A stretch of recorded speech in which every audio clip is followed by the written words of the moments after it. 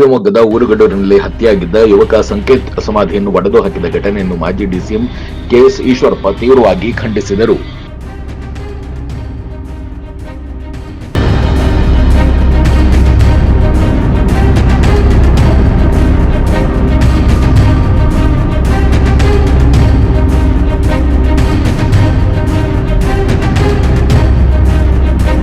ಊರುಗಡೂರಿನಲ್ಲಿರುವ ಮೃತ ಸಂಕೇತ್ ಸಮಾಧಿ ಬಳಿ ಆಗಮಿಸಿ ಪರಿಶೀಲನೆ ನಡೆಸಿ ಮಾಧ್ಯಮಗಳಿಗೆ ಪ್ರತಿಕ್ರಿಯೆ ನೀಡಿದ ಕೆಎಸ್ ಈಶ್ವರಪ್ಪ, ಸಂಕೇತ್ ಹತ್ಯೆಯನ್ನು ಹೇಗೆ ವ್ಯವಸ್ಥಿತವಾಗಿ ನಡೆಸಿದ್ದರೋ ಹಾಗೆ ಸಂಕೇತ್ ಸಮಾಧಿಯನ್ನು ವ್ಯವಸ್ಥಿತವಾಗಿ ಒಡೆದು ಹಾಕಿದ್ದಾರೆ. ಮುಸಲ್ಮಾನ್ ಗೂಂಡಾಗಳಿಂದ ಈ ಕೃತ್ಯ ನಡೆದಿದೆ, ಇದರಲ್ಲಿ ಯಾವುದೇ ಸಂದೇಹವಿಲ್ಲ. ಕೊಲೆ ಮತ್ತು ಸಮಾಧಿ ಧ್ವಂಸ ಮಾಡಿದವರನ್ನು ಮೆಟ್ಟಿ ನಿಲ್ಲುತ್ತೇವೆ ಎಂದು ರಾಜ್ಯದ ಮುಖ್ಯಮಂತ್ರಿಗಳು ಹೇಳಬೇಕು. ಸಮಾಧಿ ಧ್ವಂಸ ಮಾಡಿದವರ ಪತ್ತೆಗಾಗಿ 2 ವಿಶೇಷ ತಂಡ ರಚಿಸಲಾಗಿದೆ ಎಂದು ಜಿಲ್ಲಾ ರಕ್ಷಣಾಧಿಕಾರಿಗಳು ತಿಳಿಸಿದ್ದಾರೆ. ಆದಷ್ಟು ಬೇಗ ಕೃತ್ಯ ನಡೆಸಿದವರನ್ನು ಬಂಧಿಸುತ್ತಾರೆ ಎನ್ನುವ ನಂಬಿಕೆ ನನಗಿದೆ. ಮುಸಲ್ಮಾನರ ಪರವಾದ ಮನಸ್ಥಿತಿ ಇಟ್ಟುಕೊಂಡಿರುವ ರಾಜ್ಯ ಸರ್ಕಾರ ತನ್ನ ಮನಸ್ಥಿತಿ ಬದಲಾಯಿಸಿಕೊಳ್ಳದಿದ್ದರೆ ಸರ್ಕಾರದ ವಿರುದ್ಧ ಹಿಂದೂ ಸಮಾಜ ತಿರುಗಿ ನಿಲ್ಲಲಿದೆ. ಮುಸಲ್ಮಾನ್ ಸಮಾಜದ ನಾಯಕರು ಕೊಲೆ ಹಾಗೂ ಸಮಾಧಿ ಧ್ವಂಸ ಮಾಡುವ ಮನಸ್ಥಿತಿಯನ್ನು ಮುಸಲ್ಮಾನ್ ಯುವಕರಲ್ಲಿ ಬದಲಾಯಿಸದಿದ್ದರೆ ಮುಂದಿನ ದಿನಗಳಲ್ಲಿ ಅವರಿಗೆ ಇದು ತಿರುಗಲಿದೆ ಎಂದು ಮಾಜಿ ಡಿಸಿಎಂ ಕೆಎಸ್ ಈಶ್ವರಪ್ಪ ತಿಳಿಸಿದರು.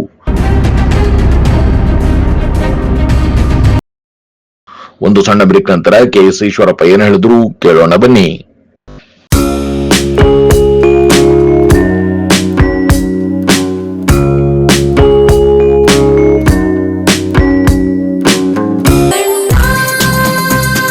ಸರ್ಫಾ ಕೋಟ್ಸ್,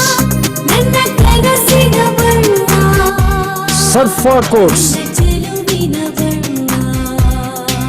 ಸರ್ಫಾ ಕೋಟ್ಸ್ ರವರ ಸುದೀರ್ಘ ಬಾಳಿಕೆಯ ಸುಂದರವೂ ಆದ ಜಲಾಧಾರಿತ ಪರಿಸರ ಸ್ನೇಹಿ ಪೇಂಟ್ಗಳನ್ನೇ ಬಳಸಿ. Sarfa luxury emulsion paint, odourless, low VOC, good for health, good for earth. ಸರ್ಫಾ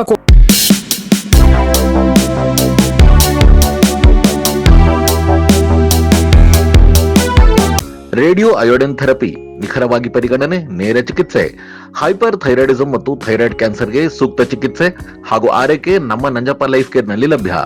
ಸಂಪರ್ಕಿಸಿ ನಂಜಪ್ಪ ಲೈಫ್ ಕೇರ್, ಗಾಡಿಕೊಪ್ಪ, ಸಾಗರ ರಸ್ತೆ, ಶಿವಮೊಗ್ಗ. ಮೊಬೈಲ್ ಸಂಖ್ಯೆ 9686262990. ವಾಸವಿ ಪಬ್ಲಿಕ್ ಸ್ಕೂಲ್, ಕೋಟೆ road, Shivamogga.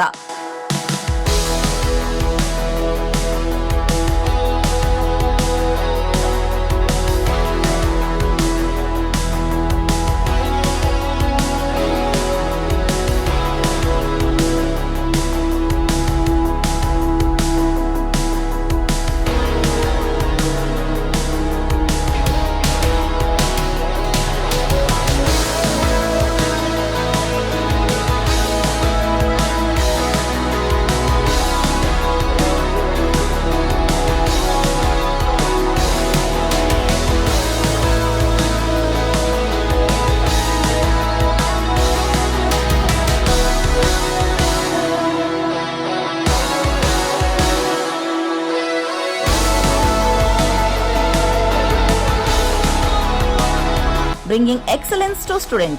Admission open 2026-27. Nursery to 10th standard.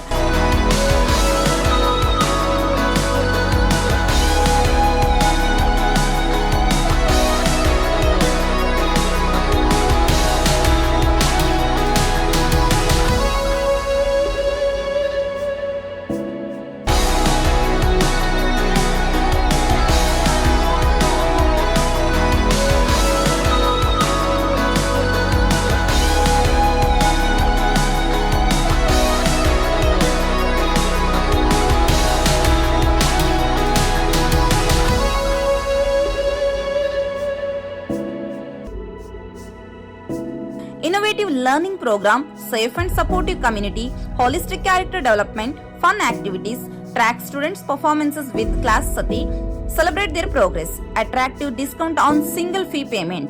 For admission, contact 97421 51421, 9900862246, 9964586181.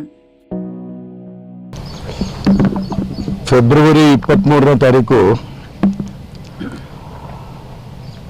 16 ವರ್ಷದ ಹಿಂದೂ ಯುವಕ ಸಂಕೇತನ ಮುಸಲ್ಮಾನರ ಒಂದು ಗುಂಪು ಹೊಡೆದು ಕಗ್ಗೊಲೆ ಮಾಡಿದ್ದು ನಾವೆಲ್ಲ ಆ ಶೋಕ ಸಾಗರದಲ್ಲಿ ಇನ್ನೂ ಇದ್ದೇವೆ.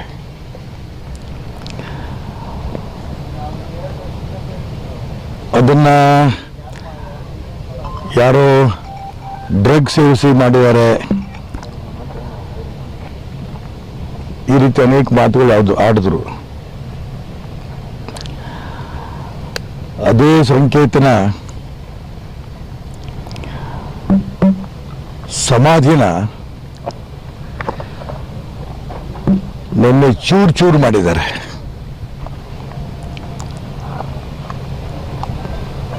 ಆ ಸಂಕೇತನ ಕೊಲೆ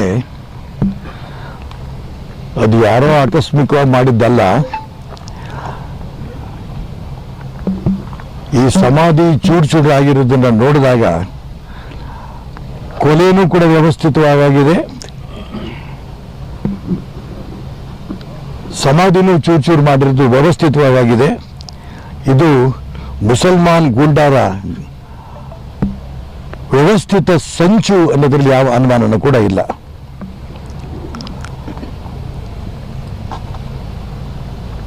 ನಾನು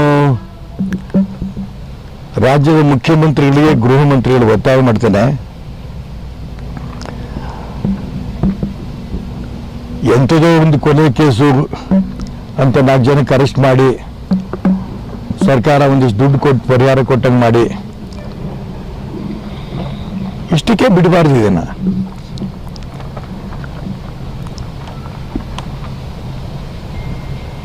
ಈ ದೇಶದ್ರೋಹಿ ಮನಸ್ಥಿತಿ ಇದೆಯಲ್ಲ, ಹಿಂದೂಗಳನ್ನು ಕಗ್ಗೊಲೆ ಮಾಡಬೇಕು ಅನ್ನೋ ಮನಸ್ಥಿತಿ, ಈ ಮನಸ್ಥಿತಿ ಹೋಗೋ ದಿಕ್ಕಲ್ಲಿ ಸರ್ಕಾರ ತನ್ನ ಮನಸ್ಥಿತಿ ಕೂಡ ಬದಲಾವಣೆ ಮಾಡ್ಕೋಬೇಕು.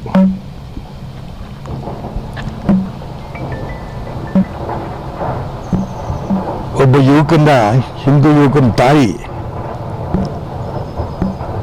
ಅವನು ಕೊಲೆ ಆದಾಗ ಹೇಗೆ ಗೋಳಾಡಿದ್ರು, ಹೇಗೆ ಸಂಕಟ ಪಟ್ಟರು ನಾವೆಲ್ಲ ಕಣ್ಣಿಂದ ನೋಡಿದ್ದೇವೆ. ಅವ್ರ ತಾಯಿ ಜೊತೆಗೆ ಸಂಕಟಕ್ಕೆ ಇಡೀ ಗ್ರಾಮವೇ ಸ್ಪಂದಿಸಿದ್ದು, ಶೋಕ ಆಚರಣೆ ಮಾಡಿದ್ದು, ಕಣ್ಣೀರು ಹಾಕಿದ್ದು ನಾವೆಲ್ಲ ಕಣ್ಣಿಂದ ನೋಡಿದ್ದೇವೆ.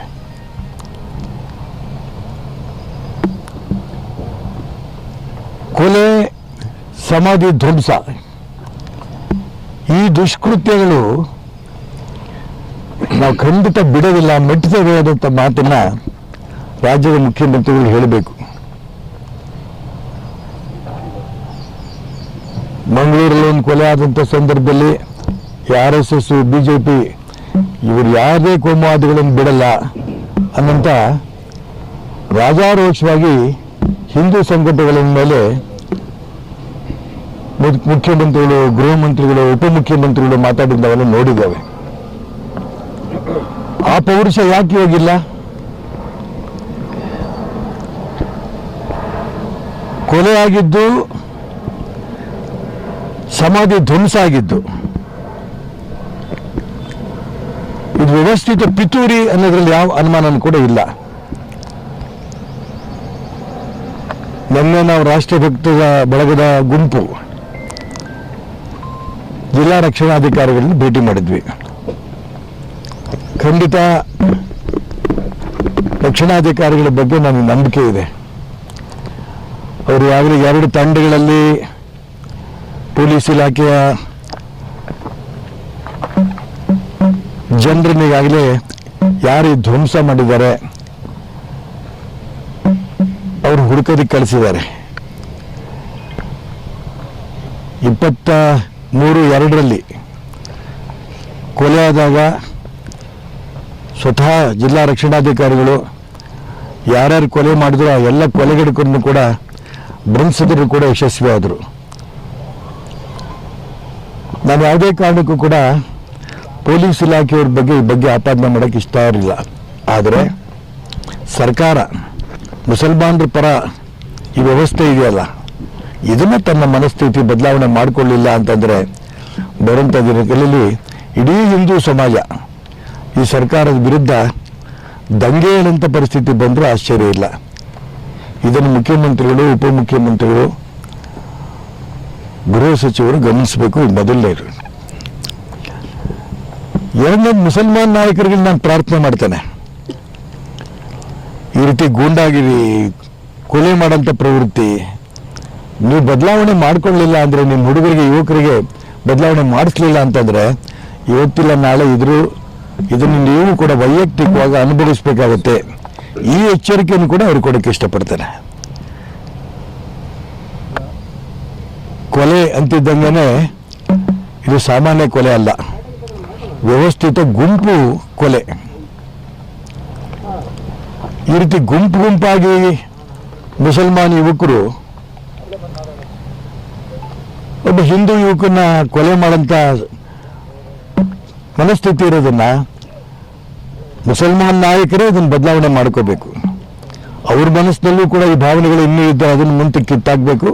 ಅದಾದ ನಂತರ ಮುಸಲ್ಮಾನ್ ಯುವಕರು ಹೇಳಿ ಯಾವುದೇ ಕಾರಣಕ್ಕೂ ಕೂಡ ಈ ರೀತಿ ಕೊಲೆ, ಧ್ವಂಸ ಇದಾಗದಂಗೆ ನೋಡಿಕೊಂಡ್ರೆ ಒಳ್ಳೇದು. ಇಲ್ಲ ಅಂದರೆ ಬರುವಂಥ ಜನ ಅವರು ಕೂಡ ಅನುಭವಿಸಬೇಕಾಗುತ್ತೆ ಅನ್ನೋ ಎಚ್ಚರಿಕೆ ಈ ಸಂದರ್ಭ ಕೊಡೋಕ್ಕೆ ಇಷ್ಟಪಡ್ತೇನೆ.